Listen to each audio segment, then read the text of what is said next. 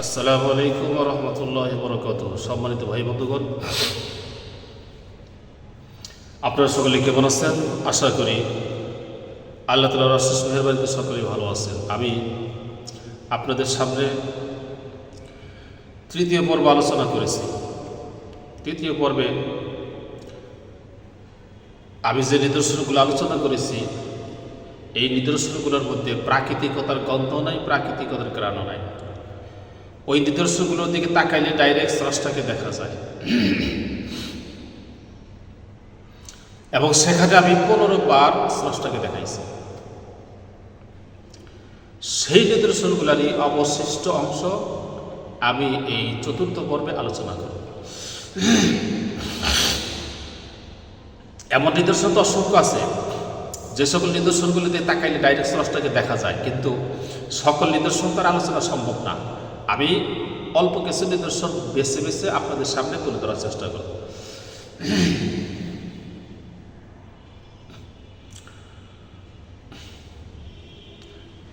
ওইখানে আমি 15টি নিদর্শন আলোচনা করেছি। আজকে আমি এখন 16তম নিদর্শন আপনাদের সামনে আলোচনা করব। 16তম নিদর্শন হল কারুন। ওই মিশরের জমিনে আরেকজন নরাধম পাপিষ্ট ছিল, তার নাম হলো কারুন। এই কারুন, তার কাজ ছিল মুসা আলাইহিস সালামকে অপমান করা, অপদস্থ করা।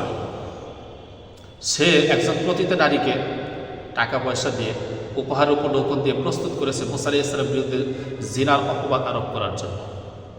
সে লোক সমাগমে মুসা আলাইহিস সালামকে বলতেছে যে মুসা আমার সাথে অপকর্ম করেছে। মুসা আলাইহিস সালাম তাকে কসম দিয়ে জিজ্ঞেস করলেন, তোকে আমি কসম দিয়ে জিজ্ঞেস করতে, তুই সত্য বল। যখন কসম দিয়ে জিজ্ঞেস করছে, তখন আর সে মিথ্যা বলতে পারে নাই, তখন সে সত্য বলতে বাধ্য হয়েছে। তখন সে বলতেছে, কারুন আমাকে উপহার উপঢৌকন দিয়ে মুসার বিরুদ্ধে জিনার অপবাদ আরোপ করার জন্য প্রস্তুত করেছে। যখন সে সত্যটা বলে দিয়েছে, মুসা আলাইহিস সালাম আর সহ্য করতে পারেন নাই, সাথে সাথে 2 রাকাত নামাজ পড়ছেন। 2 রাকাত নামাজ পড়ে আল্লাহ রাব্বুল আলামিনের কাছে দোয়া করছেন, হে আল্লাহ, এই মুহূর্তে কারুনকে শাস্তি দিতে হবে। আল্লাহ রাব্বুল আলামিন মুসা আলাইহিস সালামকে জানিয়ে দিলেন, ও মুসা, আমি জমিনকে হুকুম করে দিয়েছি, তুমি যেই শাস্তি চাইবে জমিন তাকে সেই শাস্তি প্রদান করবে। আল্লাহু আকবার। সাথে সাথে মুসা আলাইহিস সালাম জমিনকে হুকুম করলেন, ও জমিন, এই মুহূর্তে কারুনকে তুমি গ্রাস করে ফেলো। সাথে সাথে জমিন শুকনো মাটি হওয়ার পরেও 2 পা সাথে সাথে গ্রাস করে ফেলছে। এখন কারুন কাকুতি মিনতি শুরু করছে, অনুনয় বিনয় শুরু করছে, কিন্তু মুসা আলাইহিস সালাম তার দিকে কোনো কর্ণপাত করেন নাই। মুসা আলাইহিস সালাম জমিনকে হুকুম করছে, জমিন তাকে গ্রাস করে ফেলো। জমিন তার হাঁটু পর্যন্ত গ্রাস করে ফেলছে, জমিন তার কোমর পর্যন্ত গ্রাস করে ফেলছে, বুক পর্যন্ত গ্রাস করে ফেলছে, গলা পর্যন্ত গ্রাস করে ফেলছে, মাথা পর্যন্ত গ্রাস করে ফেলছে। জমিন তাকে পুরোটাই গ্রাস করে ফেলছে, জমিনের মধ্যে সে ধসে গেছে।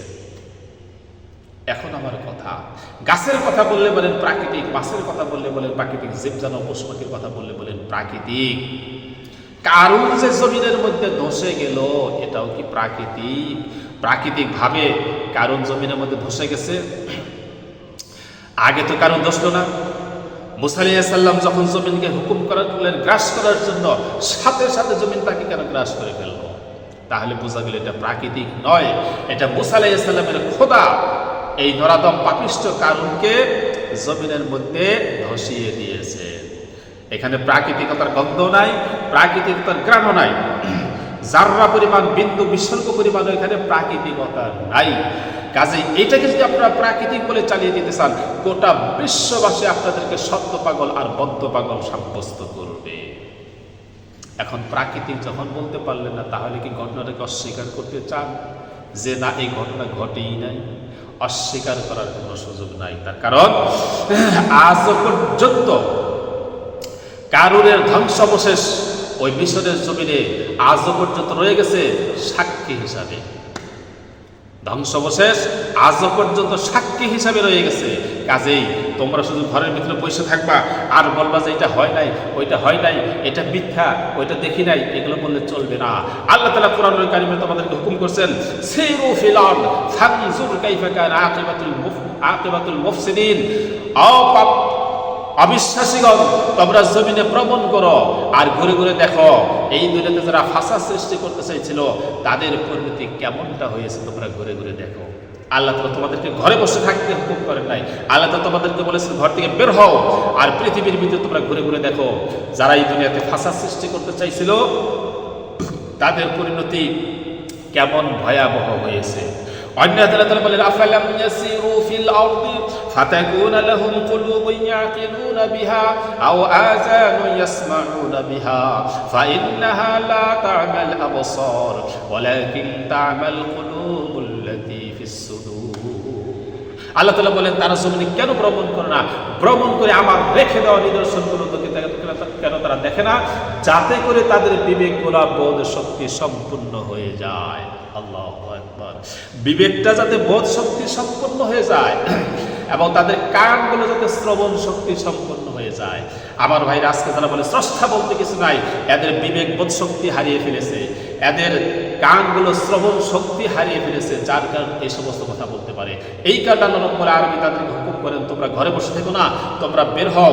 বের হয়ে বিশ্বের ভিতরে এক অসংখ্য নিদর্শন রেখে দিয়েছি, এই নিদর্শনগুলো তোমরা ঘুরে ঘুরে দেখে আসো।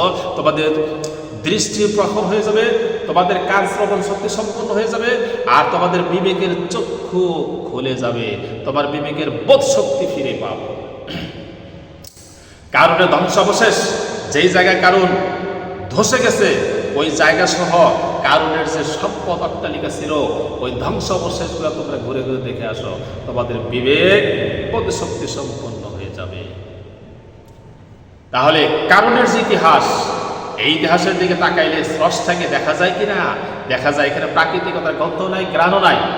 এই নিদর্শন দিকে তাকাইলে ডাইরেক্ট স্রষ্টাকে দেখা যায়। আল্লাহু আকবার। আমার ভাইরা, এটা 16 নম্বর গেল। 17 নম্বর হলো তুর পাহাড়। ওই মিশরে তুর পাহাড় আজ পর্যন্ত অবস্থিত। আমার ভাইরা, তুর পাহাড় আল্লাহর নূরে তাজাল্লিতে জ্বলে কয়লা হয়ে আজ পর্যন্ত মিশরের মাটিতে গোটা বিশ্ববাসীর জন্য কিয়ামত অবধি মানব জাতির জন্য মহান নিদর্শন হয়ে দাঁড়িয়ে আছে। আল্লাহু আকবার। অস্বীকার করার কোনো সুযোগ নাই। এটাকে প্রাকৃতিক বলে চালিয়ে দেওয়ার কোনো সুযোগ নাই। গাছের কথা বললে প্রাকৃতিক বলেন, মাছের কথা বললে বলেন প্রাকৃতিক, জীবজন্তু পশু পাখির কথা বললে বলেন প্রাকৃতিক। আবার ভাইরা, পাথরের পাহাড়, তুর পাহাড়, সেই পাহাড় যে জ্বলে কয়লা হয়ে গেছে, এটাও কি প্রাকৃতিক? প্রাকৃতিক ভাবে কি পাথরের পাহাড় জ্বলে কয়লা হয়ে যায়? পাথরের পাহাড় জ্বলে কয়লা হয় না, এটা মহান রব্বুল আলামিনের নূরের তাজাল্লিতে জ্বলে কয়লা হয়েছে। আল্লাহু আকবার। আজও পর্যন্ত মিশরের মাটিতে দাঁড়িয়ে আছে। আপনার চর্ম চোখ দিয়ে দেখে বিবেকের বোধ শক্তিকে ফিরিয়ে নিয়ে আসেন, ঘুরে ঘুরে দেখে আসেন। আল্লাহ রাব্বুল আলামিন বলেন নাই তোমরা ঘরের ভিতরে বসে থাকো। আল্লাহ তাআলা হুকুম করছেন বের হও, ঘর থেকে বের হও। গোটা বিশ্বে অসংখ্য নিদর্শন রেখে দিয়েছি, ঘুরে ঘুরে দেখো। যান, আপনারা যারা স্রষ্টা আছে বিশ্বাস করেন না, আবার ভাইরা এই তুর পাহাড় ঘুরে দেখে আসেন। তুর পাহাড় দেখলেই আপনার বিবেকের বোধ শক্তি ফিরে আসবে, আপনার বিবেকের চক্ষু দৃশ্যমান হয়ে যাবে। আল্লাহু আকবার। আমার ভাইরা, দৃষ্টি শক্তি ফিরে পাবে আপনার বিবেকের চক্ষু। আল্লাহ তাআলা হুকুম করছে সিরু ফিল আরদ। অন্য আল্লাহ তাআলা বলছেন তোমরা জমিনে কেন ভ্রমণ করো না, আবার রেখে দেওয়া নিদর্শনগুলো কেন দেখো না, যাতে করে তোমাদের বিবেক বোধ শক্তি সম্পন্ন হয়ে যায়। কাজেই নিদর্শন আল্লাহ তাআলা রাখছেন, আপনার হেদায়েতের ব্যবস্থা আল্লাহ তাআলা করে রাখছেন। আপনি নিজে যদি সেইগুলো দেখে হেদায়েত গ্রহণ না করেন আর চক্ষু বন্ধ করে বলেন স্রষ্টা বলতে কিছু নাই, জাহান্নামের আগুনে আপনার চামড়ায় জ্বলবে। ইনশাআল্লাহ আমরা আপনাদেরকে দাওয়াত দিতেছি, আমাদেরকে আল্লাহ রাব্বুল আলামিন অবশ্যই জাহান্নাম থেকে হেফাজত করবেন। আমার ভাইরা, তাহলে আমি আপনাদের সামনে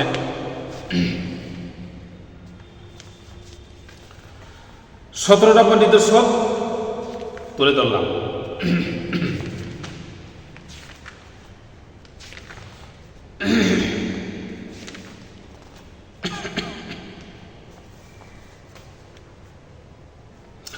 18 নম্বর নিদর্শন হলো হযরতে ইব্রাহিম আলাইহিস সালাম, যাকে আগুনের মধ্যে নিক্ষেপ করা হয়েছিল। ইব্রাহিম আলাইহিস সালামকে কারণ কি করছিল? নমরুদ আগুনের মধ্যে নিক্ষেপ করেছিল। নমরুদ যে আগুনের মধ্যে নিক্ষেপ করেছিল, ফেরেশতা জিবরাইল আলাইহিস সালাম আসছিলেন তাকে সাহায্য করার জন্য, কিন্তু জিবরাইল আলাইহিস সালামের সাহায্য কি হযরত ইব্রাহিম আলাইহিস সালাম গ্রহণ করছিলেন? করেন নাই। ইব্রাহিম আলাইহিস সালাম কি বলছেন? ইব্রাহিম আলাইহিস সালাম বলছেন, তুমি আল্লাহর সৃষ্টি, আমি আল্লাহ তাআলার সৃষ্টি, তুমি কিভাবে আমার সাহায্য করবা? সৃষ্টি কিভাবে সৃষ্টিকে সাহায্য করতে পারে? তখন জিবরাইল আলাইহিস সালাম হযরত ইব্রাহিম আলাইহিস সালামকে বলেন, তাহলে আপনি আল্লাহ তাআলার কাছে সাহায্য চান, তার কারণ আপনাকে তো তার আগুনের মধ্যে ফেলে দিতেছে। কিন্তু ইব্রাহিম আলাইহিস সালাম কি বলেন? আল্লাহ তাআলা তো সব কিছু দেখতেছেন, কাজে আমার যে সাহায্যের প্রয়োজন হয়, আমার যদি বেঁচে থাকার দরকার থাকে, তাহলে আল্লাহ তাআলা আমাকে সাহায্য করবেনই। আল্লাহু আকবার। আল্লাহ রাব্বুল আলামিন ইব্রাহিম আলাইহিস সালামের এই দীপ্তময় ঈমান দেখে আরশে আজিম থেকে হুকুম করলেন, ইয়া নারু কুনি বারদাম ওয়া সালামান আলা ইব্রাহিম, হে আগুন ইব্রাহিমের জন্য শান্তিদায়ক ঠান্ডা হয়ে যাও। আল্লাহু আকবার। আল্লাহ রাব্বুল আলামিন ডাইরেক্ট আগুনকেই হুকুম দিয়েছেন। আল্লাহ তাআলা এখানে আর কোনো ফেরেশতাও পাঠায় নাই বা অন্য কাউকে পাঠায় নাই ইব্রাহিম আলাইহিস সালামকে সাহায্য করার জন্য। সুবহানাল্লাহি বিহামদিহি। আমার ভাইরা, 40 দিন পর ইব্রাহিম আলাইহিস সালাম আগুন থেকে যখন সুস্থ সবল দেহ নিয়ে বের হয়ে আসলো, আল্লাহু আকবার, আসার পরে কি ঘটনা ঘটলো? মানুষ তাকে জিজ্ঞেস করেছিলেন যে আপনি এই পৃথিবীতে কোথায় সবচেয়ে শান্তিতে ছিলেন? ইব্রাহিম আলাইহিস সালাম জবাব দিয়েছেন, আমি আগুনের মধ্যে সবচেয়ে শান্তিতে ছিলাম। আগুনটাকে আল্লাহ তাআলা ফুল বাগিচা বানিয়ে দিয়েছিলেন, আগুনটাকে আল্লাহ রাব্বুল আলামিন এয়ার কন্ডিশন বানিয়ে দিয়েছিলেন। এখন আমার কথা হলো, গাছের কথা বললে বলেন প্রাকৃতিক, মাছের কথা বললে বলেন প্রাকৃতিক, জীব জানোয়ার পশু পাখির কথা বললে বলেন প্রাকৃতিক। আমার ভাইরা, অগ্নিকুণ্ডলের মধ্যে ইব্রাহিম আলাইহিস সালাম 40 দিন পর্যন্ত ছিলেন, সেখান থেকে সুস্থ সবলভাবে বের হয়ে আসলো। এটাও কি প্রাকৃতিক? এখানে কি প্রাকৃতিকতার গন্ধ আছে, গ্রাম আছে, জাবরা পরিমাণ, বিন্দু বিসর্গ পরিমাণও প্রাকৃতিকতা আছে? নাই। আমার ভাইরা, আপনারা তো অলৌকিক ঘটনা বিশ্বাস করেন না, অলৌকিক ঘটনা বিশ্বাস করেন না, এখানে আপনারা বিবেক খাটান, কিন্তু বিবেক কোনোদিন আপনাকে এই ঘটনার ক্ষেত্রে সত্য সঠিক সিদ্ধান্ত নিতে পারবে না। কাজে এখানে বিবেক খাটাইলে চলবে না। বিবেক যে সঠিক সিদ্ধান্ত নিতে পারে না, সেটা আমি আগে আলোচনা করেছি আগের পর্বে। কাজেই এটাকে প্রাকৃতিক বলে চালিয়ে দেওয়ার সুযোগ নাই। এটাকে যদি আপনি প্রাকৃতিক বলেন, তাহলে গোটা বিশ্ববাসী আপনাদেরকে পাগল সাব্যস্ত করবে। আর যদি বলেন যে এই ধরনের ঘটনা ঘটেই নাই, তাহলেও মানুষ আপনাদেরকে পাগল বলবে। তার কারণ আজ পর্যন্ত ইব্রাহিম আলাইহিস সালামকে যেখানে নোংরা আগুনে নিক্ষেপ করেছিল, ওই জায়গা দর্শনীয় স্থান হিসাবে রয়ে গেছে। গোটা বিশ্ববাসী সেখানে গিয়ে ওই দৃশ্যকে দর্শন করতেছে, ওই জায়গাকে দর্শন করতেছে। কাজে অস্বীকার করবেন কিভাবে? অস্বীকার করার সুযোগ নাই। আপনি তুরস্কে যান, গিয়ে ঘুরে ঘুরে দেখে আসেন, আপনার বিবেকের চক্ষু খুলে যাবে, আপনার বিবেক বোধ শক্তি সম্পন্ন হয়ে যাবে। স্রষ্টা আছে 100% আপনি প্রমাণ পেয়ে যাবেন। আল্লাহ তাআলা আপনাকে ঘরে বসে থাকার হুকুম করেন নাই। যেহেতু আপনার ভিতরে খটকা সৃষ্টি হয়েছে, সংশয় সৃষ্টি হয়েছে স্রষ্টার ব্যাপারে, কাজে আপনাকে আল্লাহ তাআলা হুকুম করে, তুমি বিশ্বের ভিতরে আমার রেখে দেওয়া অসংখ্য নিদর্শন আছে, ওই নিদর্শনগুলোকে তুমি দেখে আসো। দেখলে আমি আসছি সেটা টের পাবে। আল্লাহু আকবার। আমার ভাইরা, 18 নম্বর নিদর্শন আপনাদের সামনে আমি আলোচনা করলাম, যেই নিদর্শন দিয়ে তাকাইলে ডাইরেক্ট স্রষ্টাকে দেখা যায়। 19 নম্বর নিদর্শন, যেই নিদর্শন দিকে তাকাইলে ডাইরেক্ট স্রষ্টাকে দেখা যায়। আমার ভাইরা, সেটা হলো ইব্রাহিমের খোদার সাথে নমরুদ যুদ্ধ ঘোষণা করেছিল কিনা? করছিল। যুদ্ধ করার জন্য কি আল্লাহ রাব্বুল আলামিন নিজে চলে আসেন নাই, ফেরেশতার বাহিনী পাঠাচ্ছেন, তাও পাঠান। আল্লাহ তাআলা কি করছেন? আল্লাহর সৃষ্টির মধ্যে সবচেয়ে দুর্বল প্রাণীর নাম হলো মশা, যা আঙ্গুলে ফাঁকে করলে কোন জায়গাতে মরে গেছে কেউ টেরও পায় না। এই দুর্বল প্রাণী মশা, এই মশাকে আল্লাহ রাব্বুল আলামিন পাঠাইছেন নমরুদের সাথে যুদ্ধ করার জন্য। এখন আমার কথা হলো যে এই যুদ্ধের মধ্যে নমরুদের বাহিনী বিজয় লাভ করেছিল নাকি পরাজয় বরণ করেছিল? পরাজয় বরণ করছে। শুধু কি পরাজয় বরণ করছে, তাকে শোচনীয় পরাজয় বরণ করছে, শোচনীয় পরাজয় বরণ করছে। শুধু শোচনীয় পরাজয় বরণ করছে তাই নয়, জুতা পিটা করে পৃথিবীর মানচিত্র থেকে এই বেয়াদবটাকে বিতাড়িত করা হয়েছে। আল্লাহ পাক তাকে জুতা পিটা করে পৃথিবীর মানচিত্র থেকে বিতাড়িত করেছেন। কাজেই গাছের কথা বললে বলেন প্রাকৃতিক, মাছের কথা বললে বলেন প্রাকৃতিক, জীব জানোয়ার পশু পাখির কথা বললে বলেন প্রাকৃতিক। এই যে নমরুদ জুতা পিটা খেয়ে পৃথিবীর মানচিত্র থেকে বিতাড়িত হয়েছে, এটাও কি প্রাকৃতিক? এখানে প্রাকৃতিকতার গন্ধ আছে, গ্রাণ আছে, যাত্রা বিন্দু বিসর্গ পরিমাণে প্রাকৃতিকতা আছে? প্রাকৃতিকতা নাই। কাজে এই নিদর্শন থেকে তাকাইলে ডাইরেক্ট স্রষ্টাকে দেখা যায়। এটা কি অস্বীকার করতে চান? অস্বীকার করার সুযোগ নাই। আজও পর্যন্ত আমার ভাইরা বেবিলনে যেই জায়গায় এই ঘটনা ঘটেছিল, ওই জায়গায় আজও পর্যন্ত দর্শনীয় স্থান হিসাবে রয়ে গেছে। বিশ্ববাসী সেখানে যাইতেছে দেখার জন্য। আপনারাও সেখানে গিয়ে দেখে আসেন। দেখে আসলে আপনাদের বিবেকের চক্ষু খুলে যাবে, আপনাদের বিবেক বোধশক্তি সম্পন্ন হয়ে যাবে। স্রষ্টা আছে, আপনারা 100% টের পাবেন। নিজের চোখে দেখে আসবেন স্রষ্টাকে।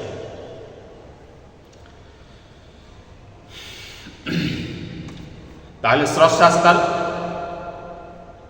ডাইরেক্ট দেখা যায় এমন 19তম প্রমাণ আমি আলোচনা করলাম। 20তম প্রমাণ হলো হযরত ইব্রাহিম আলাইহিস সালাম আর মুসা আলাইহিস সালামের একই দশা, দুনিয়াতে আসতেই দিবে না। নমরুদ ইব্রাহিমকে দুনিয়াতে আসতেই দিবে না। সমস্ত পুরুষ মানুষগুলোকে শহর থেকে বাহির নিয়ে একটি ব্রাকের মধ্যে তাদেরকে একত্রিত করে রেখে দিয়েছে, যাতে কোনো পুরুষ নারীর সাথে মেলামেশা করতে না পারে। পুরুষ যদি নারীর সাথে মেলামেশা না করতে পারে, তাহলে তো আর ইব্রাহিম দুনিয়াতে আসতে পারবে না। কিন্তু আল্লাহ রাব্বুল আলামিন ইব্রাহিমকে দুনিয়াতে আনছেন কিনা? আনছেন। শুধু আনছেন তাই নয়, নমরুদকে ইব্রাহিমের দ্বারা শায়েস্তা করছেন কিনা? শায়েস্তা করছেন। এটা কি করছেন? যিনি ইব্রাহিমকে নবী করে পাঠাইছেন তিনি করছেন। তাহলে ইব্রাহিমকে দুনিয়াতে আসতে দিবেন না? তাহলে আল্লাহ তাআলা পাঠাইছেন কে? পাঠাইছেন। এই ঘটনার দিকে তাকাইলে আল্লাহ তাআলাকে, স্রষ্টাকে দেখা যায় কিনা? দেখা যায়।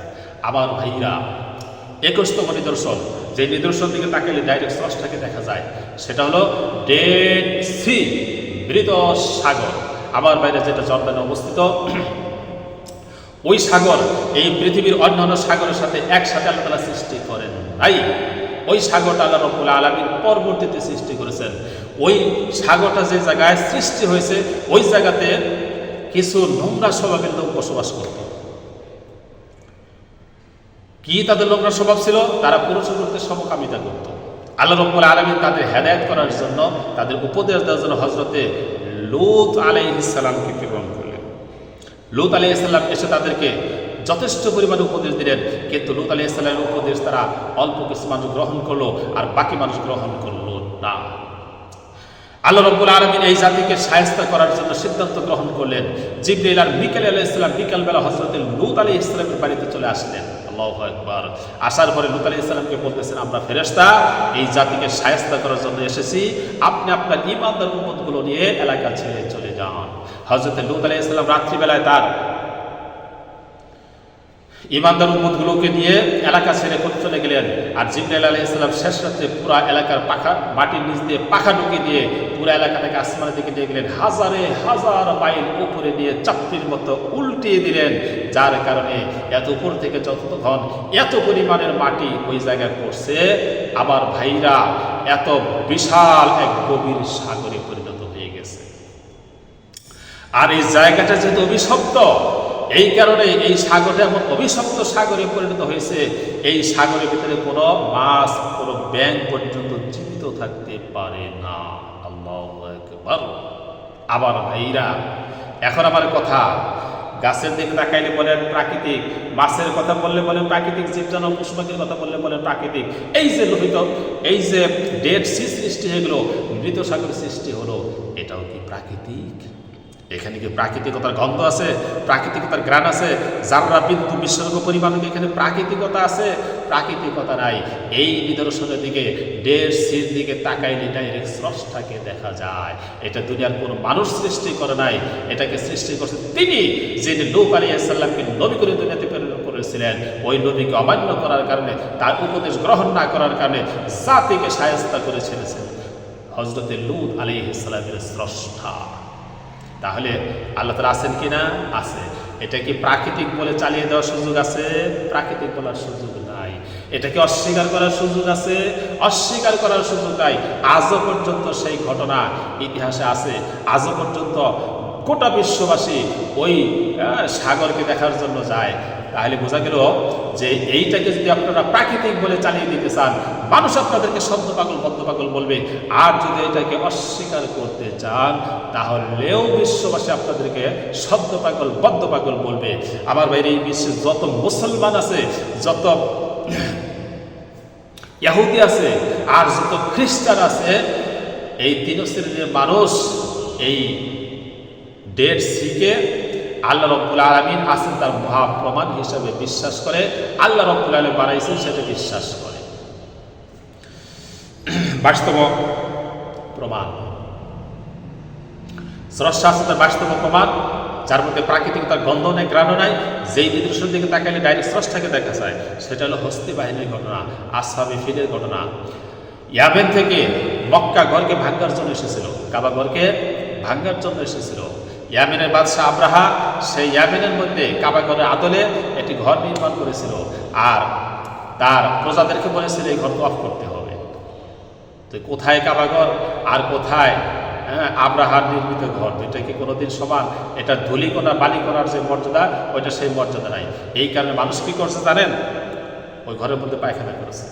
যখন ঘরের মধ্যে পায়খানা করছে, রাগে সে ক্ষোভে চোটে এই কাবা ঘরকে ধ্বংস করার জন্য এসে পড়ছে হস্তি বাহিনী নিয়ে। মক্কার কোথাও শিবির স্থাপন করছে, আর কেউ কিছু বলে না। এখন তাদের সাথে পায়ে পাড়াতে কিভাবে ঝগড়া বাজাবে, এই কারণে রাসূল সাল্লাল্লাহু আলাইহি ওয়াসাল্লামের দাদা আব্দুল মুত্তালিবের উট বকরিগুলো বাদশাহ আব্রাহার লোকজন ছিনতাই করে নিয়ে গেছে রাখালের কাছ থেকে। রাসূল সাল্লাল্লাহু আলাইহি ওয়াসাল্লামের দাদা আব্দুল মুত্তালিব গেছে বাদশাহ আব্রাহার কাছে। আব্রাহারের কাছে গিয়ে বলতেছে, আপনার লোকজন আমার উট বকরি ছিনতাই করে নিয়ে আসছে, আবার উট বকরিগুলো ফেরত দেন। বাদশাহ আব্রাহা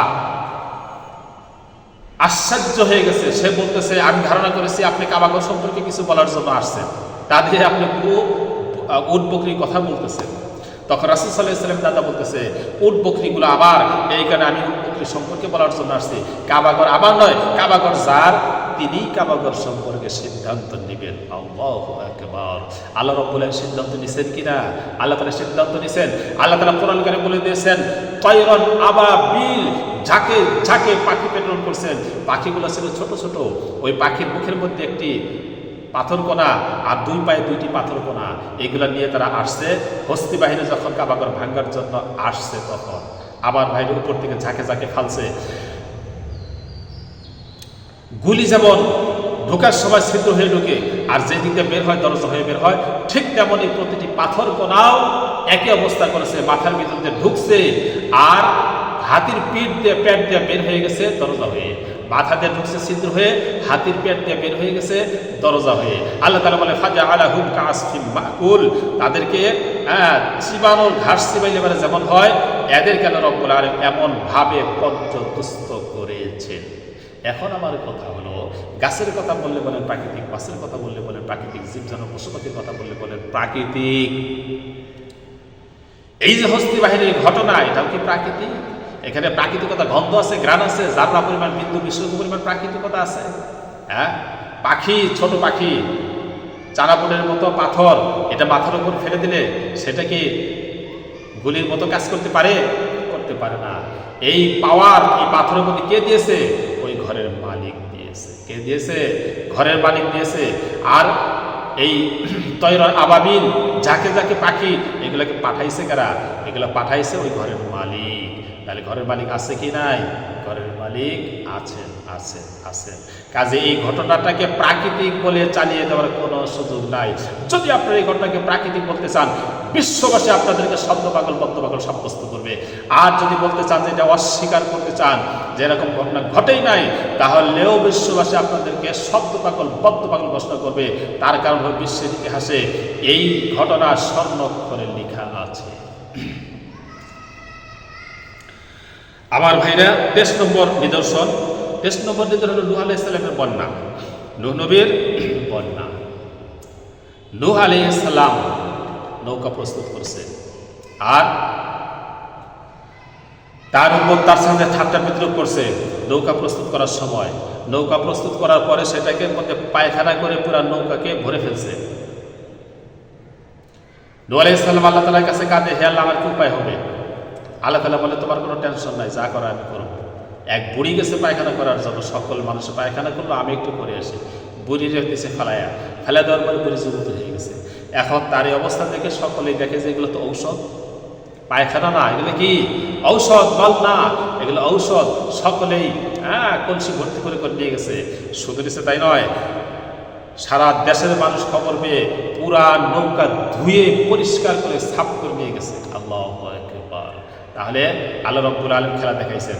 তারপরে নূহ আলাইহিস সালাম জাতিকে বলে দিলেন, যেদিন দেখবা তন্দুর থেকে অর্থাৎ চুলা থেকে আগুন, চুলা থেকে পানি বের হবে, বুঝবা যে ওই দিন বন্যা শুরু হয়ে গেল। চুলা থেকে পানি, খাল থেকে না, বিল থেকে না, পুকুর থেকে না, চুলা চুলা চুলা চুলা আর পানি দুটো বিপরীত জিনিস। চুলা থেকে যেদিন পানি হবে, এই পানি হলো এই বন্যা। ঠিক মতো চুলা থেকে পানি বের হওয়া শুরু হইল। হজরতে নূহ আলাইহিস সালাম জোড়া জোড়া পাখি পশু সব উঠাইলেন এবং তার মুসলমান ইমানদার উম্মত যারা ছিল তাদেরকে উঠাইলেন। আর পানি প্রচুর বেগে বেড়ে চলা শুরু করলো। তারপরে কি হলো, হজরতে নূহ আলাইহিস সালামের ছেলে, সে পানির মধ্যে ভাসতেছিল। নূহ আলাইহিস সালাম তাকে ডাক দিয়ে বললেন, ও আমার ছেলে, তুমি নৌকায় আরোহণ করো। আজকে নৌকায় যারা আরোহণ করবে কেবলমাত্র তারাই নাজাত পাবে, বাকি সব ধ্বংস হয়ে যাবে। কিন্তু ছেলে কি বলে, আমি ওই যে পাহাড় দেখা যাইতেছে, ওই পাহাড়ে গিয়ে আশ্রয় নেবো, পানি থেকে বেঁচে যাবো। নূহ আলাইহিস সালাম বলে, লা আসিমাল ইয়াউম, আজকে কোনো আশ্রয় পাবা না কোথাও। আল্লাহু আকবার। সাথে সাথে এক ঢেউ আসলো, আর ঢেউয়ে তার ছেলে কোন দিকে চলে গেল, আর তাকে খুঁজে পাওয়া গেল না। এখন আমার কথা হলো, গাছের কথা বললে বলেন প্রাকৃতিক, মাছের কথা বললে বলেন প্রাকৃতিক। এই যে নূহ আলাইহিস সালামের নৌকা আর নূহ আলাইহিস সালামের বন্যা, এটাও কি প্রাকৃতিক? প্রাকৃতিক বন্যা কি ওই কি বলে চুলা থেকে বন্যা শুরু হয়? চুলা থেকে বন্যা শুরু হয় না। তাহলে এটা কি? এটা হলো যিনি হজরতে নূহ আলাইহিস সালামকে নবীকে প্রেরণ করেছেন, ওই আল্লাহ রাব্বুল আলামিন ওই জাতিকে আযাব দিয়েছে। তাহলে নূহ আলাইহিস সালামের স্রষ্টা আছেন কিনা, আল্লাহ তাআলা আছেন কিনা, এই ঘটনার দিকে তাকাইলে স্রষ্টাকে ডাইরেক্ট দেখা যায় কিনা? ডাইরেক্ট দেখা যায়। এটাকে প্রাকৃতিক বলার সুযোগ আছে? প্রাকৃতিক বলার সুযোগ নাই। এটাকে আপনারা প্রাকৃতিক বললে জাতি আপনাদেরকে সদ্য পাগল বদ্ধ পাগল সাব্যস্ত করবে। আর যদি অস্বীকার করতে চান তাহলেও যাতে আপনাদেরকে পাগল সাব্যস্ত করবে। অস্বীকার করার সুযোগ নাই, প্রাকৃতিক বলার সুযোগ নাই। এই ঘটনার দিকে তাকাইলে ডাইরেক্ট স্রষ্টাকেই দেখা যায়। আমার বাইরে আজও পর্যন্ত হযরতে নূহ আলাইহিস সালামের নৌকার অবশিষ্ট ধ্বংসাবশেষ এই জমিনের উপরে দেখা যায়। কাজে অস্বীকার করবেন কিভাবে? আল্লাহ তাআলা আপনাদেরকে হুকুম করছে, যাও তোমরা এই সমস্ত কিছু ঘুরে ঘুরে দেখে আসো। আমার ভাইরা, দুঃখের বিষয় হলো সত্য। যদি কেউ সত্য গ্রহণ করতে না চায়, যেমন আবু জাহেল সত্য গ্রহণ করতে চায় নাই, আবু তালেব সত্য গ্রহণ করতে চায় নাই, কাজে সত্য গ্রহণ না করলে আল্লাহ রাব্বুল আলামিন তাকে সত্য দিবেন না। আমার ভাইরা, নাস্তিক আসিফ মহিউদ্দিন সে বলতেছে যে নূহ আলাইহিস সালামের ছেলে, সে বুঝতে পারছে যে নূহ আলাইহিস সালাম সত্য নবী নয়, এই কারণে সে তার অনুসরণ করে নাই। নাউজুবিল্লাহ। দেখেন, এইখানে নূহ আলাইহিস সালামের ছেলে ধ্বংস হলো, সেই ধ্বংস প্রাপ্ত ব্যক্তির পক্ষ নিতেছে তারা আজকে এতদিন পরে এসে। তাহলে এদের হেদায়েত কপালে কিভাবে জুটবে? এরা সত্য কিভাবে সন্ধান পাবে? সত্যের ছায়াতে তারা কিভাবে আসবে? উনি আবার আরেকটি কথা বলছেন, আবু জাহেলের কথা। আবু জাহেলের নাম ছিল আবুল হাকাম, নবী মুহাম্মদের নাম দিয়েছে আবু জাহেল। এটা নিয়েও সে খুব বিরক্ত। তো আবু জাহেলের পক্ষ যে নেয়, যে নমরুদের পক্ষ নেবে, যে কারুনের পক্ষ নেবে, যে ফেরাউনের পক্ষ নেবে, যে নবী হযরতে নূহ আলাইহিস সালামের পুত্র কেনআন যে কাফের ছিল তার পক্ষ নেবে, তার কপালে হেদায়েত কেমনে জুটবে? সত্য সে কিভাবে গ্রহণ করবে? করতে পারবে? পারবে না। আমার ভাইরা,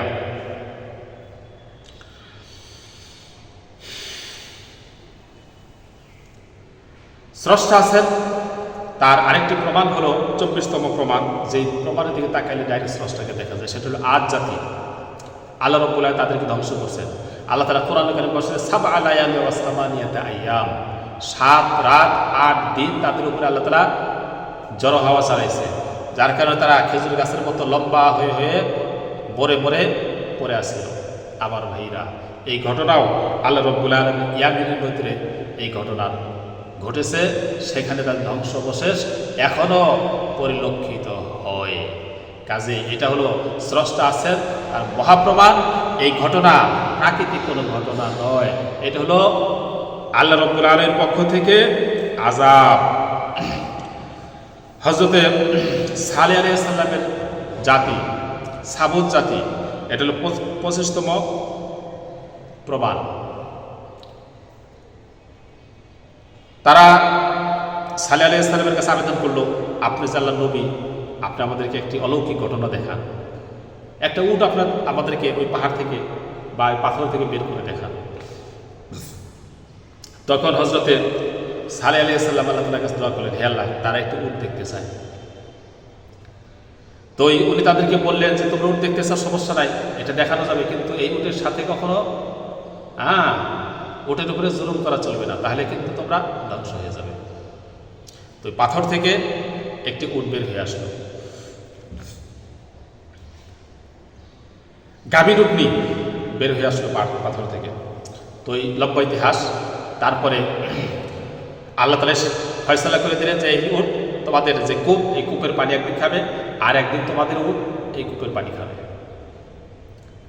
তো কিছুদিন তারা এই নিয়ম মেনে চলল। তারপরে তারা সেই উটকে হত্যা করলো। উটের একটি বাচ্চাও জন্মগ্রহণ করেছিল। এই উটের বাচ্চা উট হত্যা করার পরে পাহাড়ের উপরে গিয়ে অজরে কান্না শুরু করলো, চিৎকার করা শুরু করলো। তারপরে সেখান থেকে সেই উটের বাচ্চা উদাও হয়ে গেল।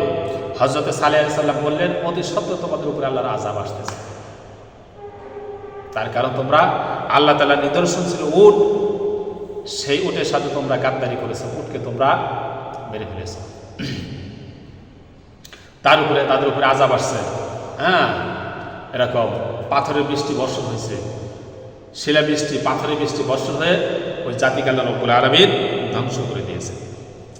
তো এটাও আল্লাহ তার মহাপ্রমাণ, যার মধ্যে প্রাকৃতিকতার গন্ধগ্রাণ কিচ্ছু নাই। 26তম হলো হযরতে ঈসা আলাইহিস সালামের জাতি, লম্বা ঘটনা। তো তারা আল্লাহ তাআলার আসমানি খাবার, জান্নাতি খাবার খেতে চেয়েছিল। এই কারণে আল্লাহ রাব্বুল আলামিন ঈসা আলাইহিস সালাম মারফত যখন তারা দোয়া করছে, আল্লাহ তাআলা সেই দোয়া কবুল করছেন। আল্লাহ রাব্বুল আলামিন দুনিয়াতে সেই খাবার প্রেরণ করছেন। জাতি অনেকদিন খাইছেও, কিন্তু আল্লাহ তাআলা শর্ত দিয়েছিলেন এই খাবার কিন্তু শুধু গরিব মানুষ খাবে। কিন্তু দেখা গেল যে কিছুদিন পরে ধনী মানুষ যারা, তারা জোর পূর্বক এই খাবার তারা খেয়ে নিয়েছে, যার কারণে 80 জনকে আল্লাহ রাব্বুল আলামিন শুকর বানিয়ে দিয়েছে। তো এই যে শুকর হলো মানুষগুলো, এগুলো কি এমনি হয়েছে? এমনি হয় নাই। প্রাকৃতিকভাবে হয়েছে? প্রাকৃতিকভাবে হয় নাই। কে বানাইছে? হযরত ঈসা আলাইহিস সালামের খোদা, যিনি নিষেধ করেছিলেন যেগুলা গরিব মানুষ ছাড়া ধনী মানুষ খাবে না। দাউদ আলাইহিস সালামের জাতিকে আল্লাহ তাআলা বানর বানাইছে। দাউদ আলাইহিস সালামের জাতিকে আল্লাহ তাআলা বানর বানাইছে। শরীরে মাছ শিকার করা নিষেধ করেছিলেন। সমস্ত মাছ সমুদ্র থেকে দাউদ আলাইহিস সালামের তেলাওয়াত শোনার জন্য কিনারে এসে জড়ো হয়ে যায়, পক্ষীকুল সব জড়ো হয়ে যায় দাউদ আলাইহিস সালামের তেলাওয়াত শোনার জন্য। জাবুর কিতাব তিনি তেলাওয়াত করেন। তো কি করছে? এরা শনিবারে মাছ শিকার করতে নিষেধ করছে, তারা শনিবারে মাছ শিকার করে না, মাছগুলো আটকে রাখে, যাইতে দেয় না, রবিবারে সেগুলো শিকার করে। আল্লাহ রাব্বুল আলামিন তাদের এই বাহানা, আল্লাহ রাব্বুল আলামিন কি করলেন? তাদেরকে বানরে পরিণত করে দিলেন। আমার ভাইরা, মানুষ যে বানরে পরিণত হলো, এটা কি প্রাকৃতিকভাবে হয়েছে? প্রাকৃতিকভাবে হয় না। আমার ভাইরা, 28তম নিদর্শন হলো তিহ ময়দানে হযরতে মুসা আলাইহিস সালামের জাতিকে আল্লাহ রাব্বুল আলামিন 40 বছর পর্যন্ত ঘুরাইছেন। কতদিন? 40 বছর একটি মাঠের মধ্যে ঘুরাইছেন। আল্লাহ পাক তাদেরকে বলেছিল তোমরা আমালেকা গোত্রের সাথে যুদ্ধ করবা, কিন্তু এই জাতি যুদ্ধ করার জন্য প্রস্তুত নয়। তার কারণ আমালেকা গোত্রের লোকজন ছিল বিশাল বড় বড় একজন, আমার ভাইরা, এই কারণে তাদের সাথে যুদ্ধ করার জন্য তারা প্রস্তুত ছিল না, যে তাদের সাথে যুদ্ধ করলে আমরা মরে যাব, আমাদেরকে সব মেরে ফেলবে, টিপে টিপে। কিন্তু আল্লাহ তাআলা তাদেরকে অভয় দিয়েছিলেন, বিজয় দিব আমি, তোমাদের কোনো চিন্তা নাই, কিন্তু তোমরা শুধু যুদ্ধে নামতে হবে। কিন্তু তারা কোনো মতেই যুদ্ধ করার জন্য রাজি হলো না। আল্লাহ রাব্বুল আলামিন তাদেরকে সাহায্য করেন, 40 বছর পর্যন্ত তিহ ময়দানের মধ্যে ঘুরাইলেন। ওইখানে তাদের শরীরে যে কাপড় ছিল, কাপড়গুলা পুরাতন হইতো না, ওই কাপড়গুলো ছিঁড়তো না, কারণ এখানে কাপড় ছিঁড়ে গেলে, কাপড় শেষ হয়ে গেলে কাপড় পাবে কোথায়, এবং কাপড়গুলাও ওই অবস্থায় থাকতো, এবং সেখানে তো কোনো ইয়া ছিল না, গাছগাছালি ছায়া ছিল না, তাহলে সারাদিন রোদ্রের মধ্যে এরা বাঁচতে হবে, মরে যাবে। এই কারণে ব্যক্তিরা তাদেরকে ছায়া দেওয়া হতো। আমার ভাইরা, শুধু তাই নয়, মান্না সালোয়া তাদেরকে খাওয়ানো হয়েছে, জান্নাতি খাবার, মান্না সালোয়া খাওয়ানো হয়েছে। এই যে নিদর্শনগুলা, এই নিদর্শনগুলা এর মধ্যে প্রাকৃতিকতার গন্ধ নাই, গ্রামও নাই। তারপরে আমার একাত্তরের সাথে যুদ্ধ হয়েছে, এই যুদ্ধে বিজয় লাভ করছে। ওই যে আল্লাহ তাআলা বলছেন বিজয় দেব। আমার একাত্তরের লোকজন কেমন শক্তিশালী ছিল। হযরতে মুসা আলাইহিস সালামের জাতি তাদেরকে দেখার জন্য গেছে, তারা কিরকম আগে দেখে আসে। তো এক লোক করতেছে কি, বন জঙ্গল থেকে লাকড়ি সংগ্রহ করে আনতেছে। তো আনার সময় যখন এই মুসা আলাইহিস সালামের জাতির সাথে দেখা হয়েছে, তাদেরকে ধরে তাদের যে জুব্বা পাঞ্জাবির হাতা ছিল, ওই হাতার আস্তির ভিতরে ঢুকায় বাড়িতে নিয়ে গেছে।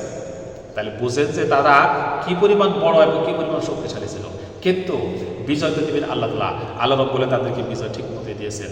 আমার ভাইরা, আল্লাহ তাআলা যুদ্ধের কৌশল শিখিয়ে দিয়েছে, তবে একজন একজন ধরবা। আমার ভাইরা, খেতে খামারে হাটে বাজার যেখানে একজন পায়, একজনকে ব্যাগটি লাগায়, একজন বাইরে ফেলায়, আরেকজন পায়, আরেকজন বাইরে ফেলায়, আরেকজন পায়, আরেকজন বাইরে ফেলায়। এইভাবে ফাঁকা ফাঁকা বাড়তে বাড়তে জাতি শেষ হয়ে গেছে। আল্লাহ পাক তাদেরকে বিজয় দিয়েছেন। তাহলে আমার একাত্তরের সাথে যুদ্ধে বিজয়, এটা কে দিয়েছেন? আল্লাহ তাআলা দিয়েছেন। আমার ভাইরা, আরেকটি নিদর্শন হল, হযরতে মুসা আলাইহিস সালাম তার উম্মতের নেতৃস্থানীয় লোকগুলো নিয়ে তুর পাহাড়ে গিয়েছিলেন। শুধু মুসা আলাইহিস সালাম তুর পাহাড়ে আল্লাহ তাআলার সাথে কথা বলেন, এটা তারা শুনবে যে মুসা আলাইহিস সালাম তুর পাহাড়ে আল্লাহর সাথে কথা বলেন, সেটা সত্য কিনা তারা নিজেরা শুনবে। তো শোনার পরে যখন তারা আরো এগিয়ে গেছে, আল্লাহকে দেখতে চাইছে, তখন আল্লাহ পাক একটা চিৎকার, একটা বিকট আওয়াজ আসছে, সেই আওয়াজ তারা মৃত্যুবরণ করছে। কিন্তু যখন মৃত্যুবরণ করছে, তখন মুসা আলাইহিস সালাম তাদেরকে আর বিপদে পড়ে গেলেন। তার কারণ, এদেরকে ছাড়া, এরা হলো গোত্রের সকলগুলাই নেতৃস্থানীয়, এদেরকে ছাড়া যদি মুসা আলাইহিস সালাম গোত্রের কাছে যায়, তারা তো সেটা মেনে নেবে না। এই কারণে তিনি আবার আল্লাহর কাছে দোয়া করে, হে আল্লাহ, এদেরকে জীবিত করে দিতে হবে। আল্লাহ রাব্বুল আলামিন তাদেরকে সকলকে আবার জীবিত করে দিয়েছেন। এখন আবার কথা হলো যে এই যে ঘটনাগুলা, এখানে প্রাকৃতিকতার কোনো ঘটনা আছে? সকল ঘটনাগুলো হলো অলৌকিক ঘটনা। কাজে একটি ঘটনা অস্বীকার করার সুযোগ নাই, একটি ঘটনা প্রাকৃতিক বলার সুযোগ নাই। সবগুলোর দিকে তাকাইলে ডাইরেক্ট স্রষ্টাকে দেখা যায়। এই কারণেই আল্লাহ রাব্বুল আলামিন বিশ্বের সকল নাস্তিক, মুরতাদ, মুক্তমনা এদেরকে ডেকে বলতেছেন, সিরু ফিল আরদ ফানজুর কাইফা কানা আকিবাতুল মুফসিদিন, জমিনে ভ্রমণ করো। যারা জমিনে ফাসাদ সৃষ্টি করতে চাইছিল, তাদের পরিণতি কি হয়েছে তোমরা ঘুরে ঘুরে দেখে আসো। অন্য তাদের বলে, ওয়াকামা হালাকনা ক্বাবলাহুম মিন কারনিন হুম আশাদ্দু মিনহুম বাতশা ফানাক্কাবু বিল বিলাদি হাল মিন মাহিস। আল্লাহ তাআলা বলেন, এই দুনিয়াতে আমি কত শক্তিশালী লোকজনকে ধ্বংস করে দিয়েছি, তারা পৃথিবীর শহর বন্দরগুলোকে চুষে বেড়াতো। আজকে কি তোমরা তাদের কোনো নাম নিশানা খুঁজে পাও? আল্লাহ তাআলা বলেন, ইন্না ফি যালিকা লাযিকরা লিমান কানা লাহু কলবুন আও আলকাস সামআ ওয়া হুয়া শাহীদ। এই যে ঘটনাগুলো, অসংখ্য পরিমাণে মানুষ আমি এইভাবে ধ্বংস করে দিয়েছি, যারা দুনিয়াতে নিজেকে বড় শক্তিধর মনে করেছে, আল্লাহকে অস্বীকার করেছে। আল্লাহ তাআলা বলেন, ইন্না ফি যালিকা লাযিকরা লিমান কানা লাহু কলবুন আও আলকাস সামআ ওয়া হুয়া শাহীদ। এই ঘটনাগুলোর মধ্যে শিক্ষণীয় আছে, উপদেশ আছে। ওই ব্যক্তির জন্য যার কলব আছে, যার বিবেক আছে, বিবেক আছে, তার জন্য শিক্ষণীয় আছে, স্রষ্টা আছে, তার প্রমাণ এই সকল ঘটনার ভিতরে রয়ে গেছে, যার বিবেক আছে তার জন্য। আও আলকা সামা, অথবা যার শ্রবণ শক্তিটা কি খোলা আছে। এখন আমার কথা হলো যে, তাহলে যারা আজকে এই সকল ঘটনাগুলো থেকেও স্রষ্টা আছে এই কথা স্বীকার করে না, তার বিবেক এটা বলতে বাধ্য করে না, সে এখন পর্যন্ত অস্বীকার করতে আছে, আমি বলবো আল্লাহ তাআলার ভাষ্য অনুপাতে তার ভিতরে কলব বিবেক বলতে কিচ্ছু নাই। আল্লাহ তাআলা বলতেছে যার বিবেক আছে এই ঘটনা থেকে সে শিক্ষা গ্রহণ করবে, সে বলবে 100% স্রষ্টা আছেন। কিন্তু যেহেতু সেই ঘটনা থেকেও স্রষ্টা আছেন স্বীকার করতেছেন না, তাহলে বোঝা যায় তার বিবেক বলতে কিচ্ছু নাই। তার কলবের ভিতরে যে বিবেকটা ছিল, এই বিবেকটা সিনার ভিতরে এটা মরে পচে ভূত হয়ে গেছে। অন্য আল্লাহ বলেন আফালাম ইয়াসিরু ফিল আরদি ফাতাকুনা লাহুম কুলুবুন ইয়াকুলুনা বিহা, তারা জমিনে কেন ভ্রমণ করে না যাতে করে তাদের বিবেকটা বোধ শক্তি সম্পন্ন হয়ে যায় এই নিদর্শনগুলো দেখে। আমার বাইরে এই সমস্ত নিদর্শনগুলা তারা ঘুরে ঘুরে দেখে না। 100% আমি শিওর এই সকল ঘটনাগুলো তারা ঘুরে ঘুরে দেখে, এই সকল দর্শনীয় স্থানগুলো যে ঘুরে ঘুরে দেখে, ইতিহাসগুলো ঘুরে ঘুরে দেখে, অবশ্যই তাদের অন্তরের ভিতরে 100% স্রষ্টা এই বিশ্বাস এসে যাবে, তাদের বিবেকটা বোধ শক্তি সম্পন্ন হয়ে যাবে। অন্যায় তাআলা বলেন লিয়ুনজিরা মান কানা হাইয়া, এই যে ঘটনাগুলো, এই ঘটনাগুলো দ্বারা আপনি ওই সকল মানুষদেরকে ভীতি প্রদর্শন করুন যারা জীবিত। এই জীবিত মানে মৃতের বিপরীত জীবিত সেটা না, এই জীবিত মানে যাদের কলব জীবিত, বিবেক জীবিত আছে, সেই সকল মানুষকে এই ঘটনা দ্বারা আপনি উপদেশ দিন, তারা এই ঘটনা থেকে বুঝবে স্রষ্টা আছে। আল্লাহু আকবার। এখন আমার কথা হলো যে তারা বলছিল এই পৃথিবীতে সব প্রাকৃতিক। আমি দেখাইলাম যে প্রাকৃতিক ছাড়া অসংখ্য পরিমাণের নিদর্শন রয়ে গেছে, যার মধ্যে প্রাকৃতিকতার গন্ধ নাই, প্রাকৃতিকতার গারাওনা নাই। ওই নিদর্শনগুলোতে তাকাইলে ডাইরেক্ট স্রষ্টাকে দেখা যায়। দ্বিতীয় কথা হলো যে প্রাকৃতিক ছাড়াই কিন্তু আমি অসংখ্য নিদর্শন দেখাইলাম। এখানে অল্প কিছু আলোচনা করলাম, এমন নিদর্শন অসংখ্য আরো রয়ে গেছে। তাহলে প্রাকৃতিক ছাড়াই যেহেতু অসংখ্য নিদর্শন পাওয়া গেল, সেই নিদর্শনগুলোতে তাকাইলে ডাইরেক্ট স্রষ্টাকে দেখা যায়, তাহলে প্রাকৃতিক বিশিষ্ট যে নিদর্শনগুলা, যেটা আমি আগে আলোচনা করছিলাম দ্বিতীয় পর্বে, জীব জানোয়ার পশু গাছপালা বৃক্ষরাজ তরুণতা আল্লাহর প্রতিটি সৃষ্টি আল্লাহ তার প্রমাণ, কিন্তু এগুলোর মধ্যে প্রাকৃতিকতার পর্দা আছে। তাহলে প্রাকৃতিকতার পর্দা বিশিষ্ট যে নিদর্শনগুলো, সেগুলোও কিন্তু আল্লাহ আছে তার প্রমাণ হিসাবে স্বীকৃতি লাভ করলো। আগে তো আমি শুধু প্রমাণ বলছিলাম, কিন্তু নাস্তিক বাইগর 100% সেখান থেকে প্রমাণ পাইছিল না। কিন্তু এখন যখন আমি দেখাইলাম যে এমন অসংখ্য নিদর্শন যার মধ্যে প্রাকৃতিকতার গন্ধ নাই, ঘ্রাণ নাই, ওইদিকে তাকাইলে ডাইরেক্ট স্রষ্টাকে দেখা যায়, এমন নিদর্শন দুনিয়াতে আছে, তাহলে প্রাকৃতিক বিশ্ব নিদর্শনগুলাও স্রষ্টা তার 100% প্রমাণ হিসাবে এখন স্বীকৃতি পাই।